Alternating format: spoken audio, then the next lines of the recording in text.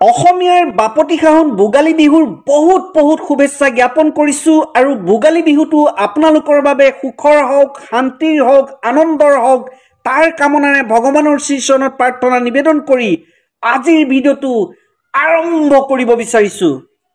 বন্ধুসকল, ইতিমধ্যে যিমান কেইটা ভিডিঅ' মোৰ চেনেলত আপলোড কৰিছো আটাইকেইটা ভিডিঅ'তে লখিমপুৰ আৰু মাজুলীক সংযোগ কৰি মাজুলীৰ চেলেকঘাটত নিৰ্মাণ কৰি থকা এই পকী দলংখনৰ সকলোবিলাক তথ্য আপোনালোকক দিবলৈ চেষ্টা কৰি আহিছো। আজিৰ ভিডিঅ'টো আপোনালোকক সেই তথ্য দিবলৈ মই চেষ্টা কৰিম, গতিকে ভিডিঅ'টো আপোনালোকে শেষলৈকে চাব আৰু ভিডিঅ'টো চাই যদি ভাল পায় লাইক, কমেণ্ট, শ্বেয়াৰ কৰিব আৰু প্লিজ মোৰ চেনেলটো ছাবস্ক্ৰাইব কৰিব আৰু এনেকুৱা ভিডিঅ'ৰ নটিফিকেশ্যন সকলোতকৈ আগতে লাভ কৰি থাকিবৰ কাৰণে কাষতে থকা বেল আইকনটো প্ৰেছ কৰি অল কৰি ৰাখিব। এই যে দলং নিৰ্মাণৰ কাম আপোনালোকে দেখা পাইছে, এই দলং নিৰ্মাণৰ কাম কি গতিৰে চলিছে আপোনালোকে অনুমান কৰিব নোৱাৰিব। প্ৰতিদিনেই কিবা নহয় কিবা নতুনত্ব আপোনালোকে দেখা পাব। ইতিমধ্যে 6টাকৈ পিয়েৰ কেপ নিৰ্মাণ কৰা হৈ গৈছে। মই পুনৰ কৈছোঁ, ইতিমধ্যে 6টাকৈ পিয়েৰ কেপ নিৰ্মাণ কৰা হৈছে। মই আটাইকেইটা পিয়েৰ কেপ আপোনালোকক দেখুৱাবলৈ চেষ্টা কৰিছোঁ। প্ৰথমে নলদুৱাৰ গাঁওখনৰ ফালে মই দেখুৱাইছোঁ, আপোনালোকে চাওক এই গাঁওখনত 2টা পিয়েৰ কেপ নিৰ্মাণ কৰা হৈছিল।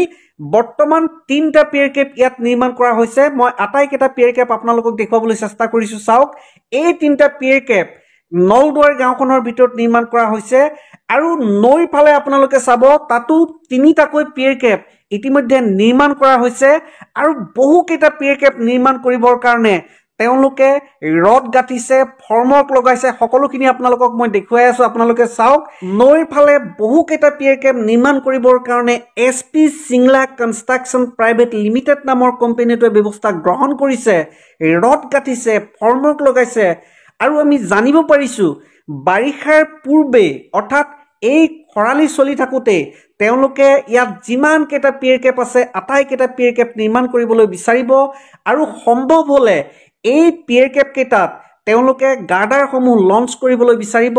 মই আপোনালোকক দেখুৱাবলৈ চেষ্টা কৰিছোঁ। আপোনালোকে চাওক নৈখনৰ দুয়োটা পাৰতে তেওঁলোকে গাৰ্ডাৰবিলাক ইতিমধ্যে নিৰ্মাণ কৰি আছে। বহুকেইটা গাৰ্ডাৰ তেওঁলোকে নিৰ্মাণ কৰিছে।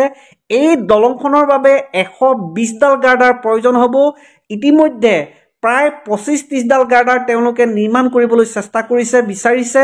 সকলো আপোনালোকক মই দেখুৱাবলৈ চেষ্টা কৰিছোঁ। আপোনালোকে চাওক এই গাৰ্ডাৰবিলাক তেওঁলোকে নৈখনৰ দুয়োটা পাৰতে নিৰ্মাণ কৰি আছে আৰু নলদুৱাৰ গাঁওখনৰ ভিতৰতো নিৰ্মাণ কৰি আছে আৰু এই পিয়েৰ কেপবিলাক নিৰ্মাণ হোৱাৰ পাছতেই বাৰিষাৰ পূৰ্বেই এই গাৰ্ডাৰবিলাক পিয়েৰ কেপবিলাকত লঞ্চ কৰিবলৈ বিচাৰিব আৰু সকলো যদি ঠিকে থাকে, প্ৰাকৃতিক দুৰ্যোগে যদি বাধাৰ সৃষ্টি নকৰে বা কোনো ধৰণৰ অসুবিধাৰ সৃষ্টি নহয়, তেতিয়া 2024 চনৰ ভিতৰত নহ'লেও 2025 চনৰ প্ৰথম ভাগত বা মাজ ভাগত এই দলংখনৰ নিৰ্মাণ কাৰ্য সম্পূৰ্ণ হৈ উঠিব।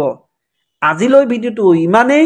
ভিডিঅ'টো চাই যদি ভাল পালে লাইক, কমেণ্ট, শ্বেয়াৰ কৰিব। প্লিজ মোৰ চেনেলটো ছাবস্ক্ৰাইব কৰিব আৰু এনেকুৱা ভিডিঅ'ৰ নটিফিকেশ্যন সকলোতকৈ আগতে পাই থাকিবৰ কাৰণে কাষতে থকা বেল আইকনটো প্ৰেছ কৰি অল কৰি ৰাখিব। Thank U.